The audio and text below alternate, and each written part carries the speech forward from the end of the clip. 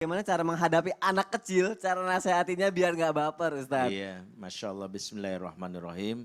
Assalamualaikum warahmatullahi wabarakatuh. Waalaikumsalam warahmatullahi Alhamdulillah, wabarakatuh. assalatu wassalam ala rasulillah wa ala alihi wa sahbihi wa ma'wala wa ba'd.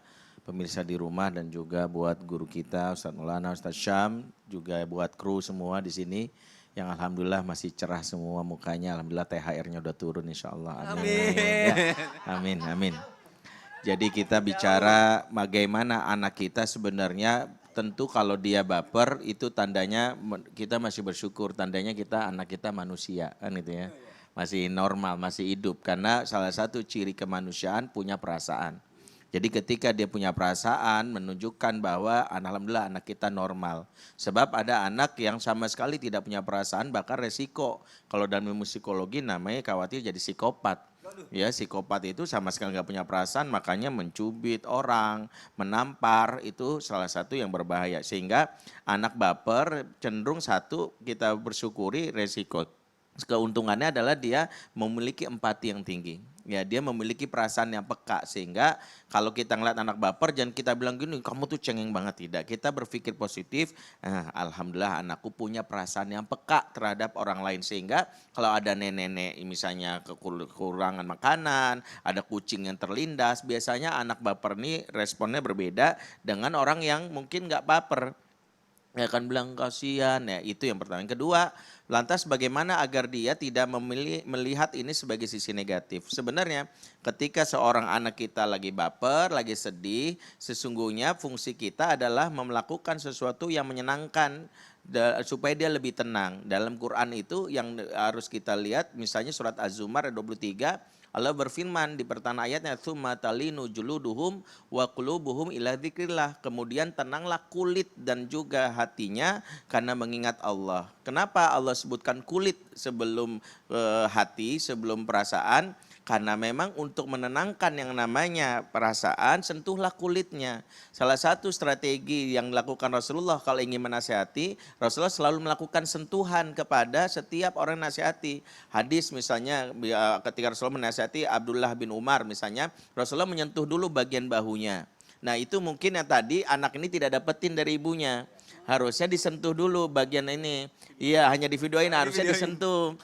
Ya, harusnya disentuh karena memang salah satu yang dibutuhkan anak adalah bahwa sentuhan itu menenangkan. Itu yang disebut namanya skin to skin. Nah, skin ini memberikan efek tenangan. Makanya Quran menyebutkan, kemudian tenanglah kulitnya, barulah perasaannya. Nah, ketika kulit sudah tenang, hati itu menjadi lebih tenang. Sehingga salah satu paling efektif yang dilakukan kalau kita ingin menasihati anak-anak kita adalah jangan langsung kita memarahinya, tapi kita langsung sentuh bagian yang membuat dia merasa tenang dulu, barulah kita sebutkan hal yang bisa memberikan efek, memberikan rasa tenang. Yang kedua, dalam konteks menasehati, ada dalam bab parenting ada yang disebut I message.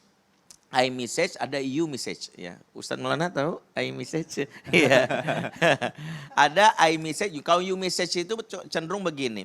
Kalau you message itu cenderung pakai bahasa begini, kamu tuh tadi nyolong, kamu tuh begini, kamu. Jadi selalu memberikan efek kamu, you, kamu tuh kenapa sih? Kamu tuh tadi ngambil nih bunda, kamu. Orang yang diberikan you message cenderung akhirnya merasa dirinya sebagai sesuatu yang bersalah. Dia merasa dirinya sebagai yang tertuduh. Nah kalau I message itu dari sisi seorang yang menasehati, dia memberikan satu perasaan dia. Lebih baik kalau anak kecil berikan perasaan misalnya gini, bunda kecewa deh, bunda sedih deh, adek janjinya apa tadi. Nah jadi dia tahu yang dia lakukan itu bunda sedih karena kamu misalnya habis mengambil barang milik bunda nggak izin. Nah itu boleh. Tapi itu namanya I message negatif. Walaupun itu bagus disampaikan, tapi yang lebih tepat namanya I message positif. Kalau message positif, berikan perasaan positif begini. Bunda lebih senang kalau ada izin. Ya kalau ada izin, bunda senang sekali. Itu yang sebenarnya kita lakukan. Jadi alih-alih misalnya tadi karena dia mengambil gunting, kita bilang kamu kalau ngambil gunting dan sebagainya, mungkin dia akan merasa you message. Karena you message cenderung menyerang. Tapi kalau I message, misalnya saya kasih contoh misalnya gini, bunda lebih senang kalau adek ngomong dulu sama bunda. Kalau adek butuh sesuatu tinggal bilang sama bunda. Bunda bahagia sekali karena bunda merasa dihargai. Masya Allah. Jadi itu sebut I message. iMessage. Kalau you message cenderung anak-anak cenderung memiliki perasaan yang merasa bersalah. Dan langkah awal yang paling tepatnya adalah kalau misalnya terjadi baper sama anak tadi disentuh dulu Sentuh, ya. karena sentuh itu bagian yang memberikan ketenangan. Dan anak-anak yang jarang disentuh, apalagi perempuan, itu yang sebut makna dari khuliqat mar'atu min dila. Masya Allah. Dila itu kan tulang rusuk. Tulang rusuk itu kalau dibiarin cuek, kalau dikerasin patah. Nah kalau bengkok itu ternyata berdasarkan saya ikut salah satu syekh di Saudi, kalau tulang bengkok itu sering dielus.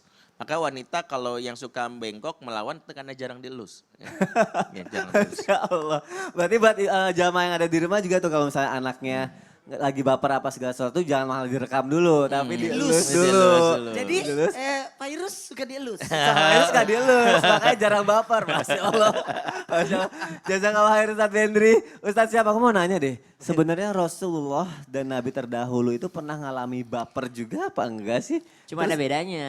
bedanya tuh gimana? Bedanya kalau kita baper ngelihat mantan bahagia dengan pasangan barunya. Iya. Kalau nabi-nabi terdahulu baper karena misalnya umatnya nggak beriman kayak gitu-gitu. Karena gitu-gitu. Wah nanti nih jamaah akan dijelaskan lebih lanjut ya sama Ustadz Syam ya. Jadi jangan kemana-mana, tetap di Islam itu indah. Jamaah, oh jamaah. Alhamdulillah.